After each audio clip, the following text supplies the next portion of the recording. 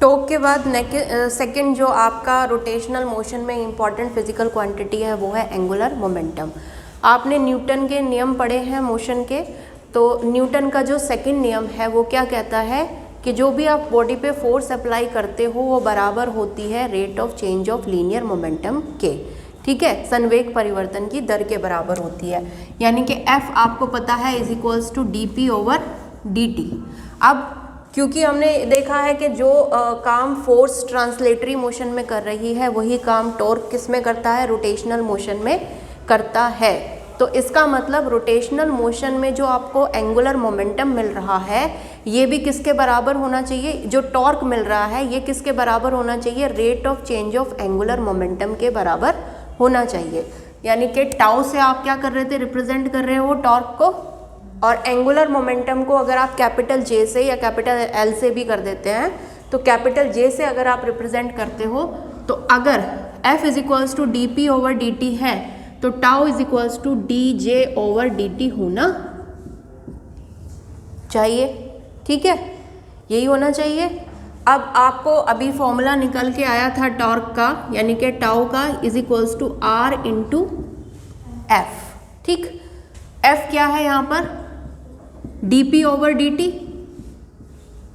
ठीक है, और न्यूटन के नियम के अनुसार टाउ भी क्या होना चाहिए, dj/dt होना चाहिए। ठीक है, तो टाउ की जगह हम क्या रख सकते हैं, dj/dt। यहाँ पे R अगर हम अंदर लेकर जाते हैं तो d/dt of R into P ये लिख सकते हैं।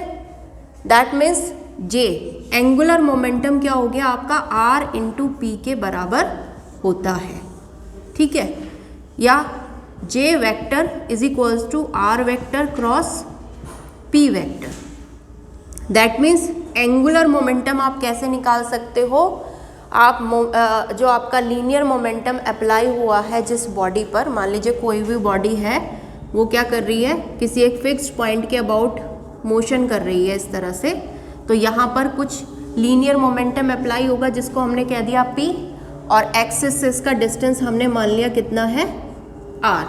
तो यहाँ पर J एंगुलर मोमेंटम जो होगा वो किसके बराबर होगा, linear momentum into perpendicular distance of direction of linear momentum from the axis of rotation के बराबर होगा। या आप इसको भी कैसे कह सकते हो कि लीनियर मोमेंटम का वेक्टर का वो कंपोनेंट जो कि एक्सिस ऑफ रोटेशन के परपेंडिकुलर प्लेन में लाई कर रहा है उसको आप मल्टीप्लाई कर दोगे लीनियर मोमेंटम और एक्सिस ऑफ रोटेशन के बीच के शॉर्टेस्ट डिस्टेंस से, यानी कि परपेंडिकुलर डिस्टेंस से, तो आपको क्या मिलेगा, एंगुलर मोमेंटम। दैट मीन्स ये भी क्या है, आपकी एक वेक्टर क्वांटिटी है।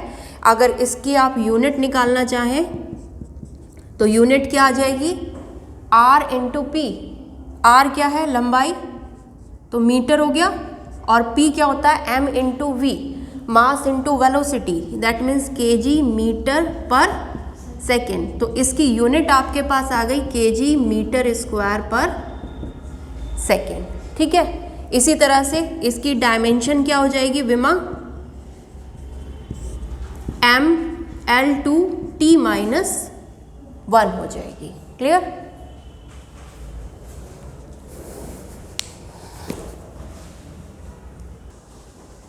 अब इसमें आएगा law of conservation of angular momentum. ठीक है, यानी कि एंगुलर मोमेंटम जो है उसके कंजर्वेशन का नियम क्या है। जब आपने ट्रांसलेटरी मोशन पढ़ा था तो उस टाइम पर आपने देखा था law of conservation of linear momentum क्या था। आपको पता था F इज इक्वल्स टू क्या होता है, dp/dt। तो law of conservation of linear momentum क्या कहता है कि अगर किसी बॉडी पे एक्ट करने वाला जो रिजल्टेंट फोर्स है, जो नेट फोर्स है, वो ज़ीरो हो जाए तो dp/dt क्या हो जाएगा, ज़ीरो। ठीक है, इसका मतलब dp is equals to zero, और dp क्या है, चेंज इन लीनियर मोमेंटम। तो ये क्या कहता है कि अगर नेट फोर्स किसी भी बॉडी पर जो एक्ट कर रही हैं वो ज़ीरो हो जाएगा तो लीनियर मोमेंटम में कोई चेंज, कोई परिवर्तन नहीं होगा। बिल्कुल इसी तरह से अगर किसी बॉडी पर एक्ट करने वाला नेट टॉर्क ज़ीरो हो जाए, यानी कि अगर टाउ की वैल्यू क्या हो जाए, ज़ीरो, तो वहाँ पर भी क्या होगा, एंगुलर मोमेंटम में कोई चेंज नहीं आएगा। ये है law of conservation of angular momentum.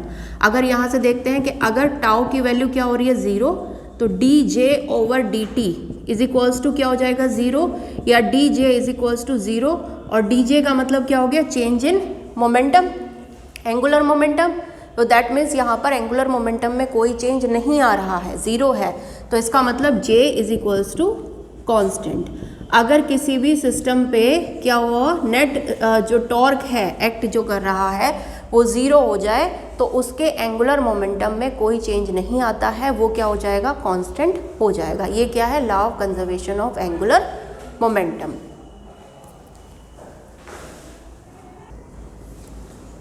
Applications क्या है law of conservation of angular momentum की, जैसे कि आइस स्केटर होते हैं, ठीक है, स्केटिंग करते हैं। अगर कोई स्केटर अपने टिप पे स्केटिंग कर रहा है और उसने पहले अपने हाथ पूरे एक्सटेंड करके रखे हुए हैं, उस टाइम पे वो रोटेट करता है अपनी टिप पर, ठीक है। तो हमने उस टाइम पर उसका मोमेंट ऑफ इनर्शिया कितना मान लिया, J1 is equals to, sorry, angular momentum कितना मान लिया, J1 is equals to I1 omega 1। अब ये I1 ओमेगा 1 कैसे आया, I क्या है, मोमेंट ऑफ इनर्शिया, और ओमेगा क्या है, एंगुलर वेलोसिटी। आपको पता था J इज इक्वल्स टू क्या होता है, R इंटू पी, ठीक है, अभी निकल के आया। तो R इंटू पी को आप क्या लिख सकते हो, R इंटू एम वी, ठीक है। V क्या है, rate of change of displacement, तो आप इसको क्या लिख सकते हो, M R into D S over D T. आपको पता है अगर एंगुलर मोशन उसमें हो रहा है तो आप S को क्या लिख सकते हो, R इंटू थीटा, ठीक है। जो आपने सर्कुलर मोशन किया था तब निकाला था, आर्क इज इक्वल्स टू क्या होता है, थीटा इज इक्वल्स टू क्या होता है, आर्क अपॉन रेडियस। तो यहाँ से क्या आ जाएगा, M R into D over D T of R into theta, R बाहर आ जाएगा, ठीक है। तो ये आपको J इज इक्वल्स टू यहाँ पर मिल गया M R square into D theta over D T, और D theta over D T क्या होता है आपका, एंगुलर वेलोसिटी ओमेगा। तो ये हो गया, और एम आर स्क्वायर क्या है, I, तो I इंटू ओमेगा। ये फॉर्मूला आप इसका मोमेंट ऑफ इनर्शिया की टर्म्स में लिख सकते हो। तो यहाँ से हमने क्या ले लिया कि जब स्केटर के जो आर्म हैं वो एक्सटेंडेड हैं और वो अपनी टिप पे रोटेट कर रही है, तो उस टाइम पे मोमेंट ऑफ इनर्शिया जो है उसकी वजह से इसका एंगुलर मोमेंटम कितना मिल रहा है हमें, J1 is equals to I1 omega 1, ठीक है। उसके बाद मान लीजिए वो रोटेट करते करते अपने हाथों को अंदर की तरफ पुल कर लेती है, तो अब क्या होगा, क्योंकि जो आपका रेडियस था वो यहाँ पर क्या हो गया, घट गया, जो परपेंडिकुलर डिस्टेंस था वो कम हो गया, तो मोमेंट ऑफ इनर्शिया कम होगा। हमने मान लिया उस टाइम पे जो आपका एंगुलर मोमेंटम है वो किसके बराबर हो गया, I2 ओमेगा 2 के बराबर। लेकिन आपको पता है I2 की वैल्यू I1 से कम हो गई है, ठीक है। I2 की वैल्यू क्या हो गई है, कम हो गई है I1 से, यानी कि जो पहले मोमेंट ऑफ इनर्शिया था वो ज़्यादा था और अब क्या हो गया है, कम हो गया है। लेकिन होता क्या है, एंगुलर वेलोसिटी यानी कि जो रेट है उसका रोटेट करने का वो बढ़ जाता है, यानी कि ओमेगा 2 की वैल्यू बढ़ जाती है ओमेगा 1 से। वेलोसिटी की वैल्यू बढ़ रही है, पहले से जो फ्रीक्वेंसी है रोटेशन की वो अब बढ़ गई है, पहले कम थी, यानी कि अब पर सेकंड जो रोटेशन होंगे वो ज़्यादा होंगे इन कंपैरिजन टू जब उसके हाथ क्या थे, एक्सटेंडेड थे।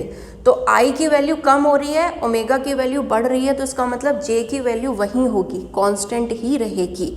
तो यहाँ पर क्या होता है, law of conservation of angular momentum apply होता है, ठीक है।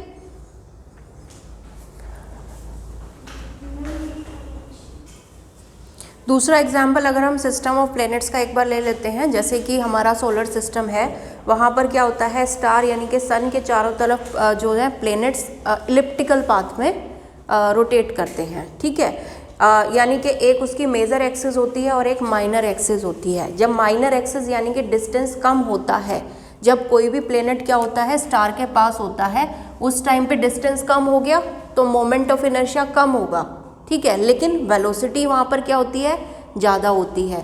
जब ये सबसे फर्दर पॉइंट पर पहुँचता है यानी कि सब मैक्सिमम डिस्प्लेसमेंट पर रहता है स्टार से, तो आर की वैल्यू क्या होगी, इस आर के कंपैरिजन में ज़्यादा होगी, that means moment of inertia यहाँ पर ज़्यादा होगा। लेकिन यहाँ वेलोसिटी क्या हो जाती है, कम हो जाती है। तो जितना एंगुलर मोमेंटम यहाँ है उतना ही एंगुलर मोमेंटम आपको यहाँ मिलेगा। तो यहाँ भी क्या हो रहा है, law of conservation of angular momentum, यानी कि सोलर सिस्टम या सिस्टम ऑफ प्लैनेट्स में भी क्या होता है, जो नेट टॉर्क होता है वो ज़ीरो होता है। नेट टॉर्क ज़ीरो होने की वजह से क्या होगा, dj/dt is equals to zero, यानी कि आपका एंगुलर मोमेंटम कांस्टेंट रहेगा। क्लियर।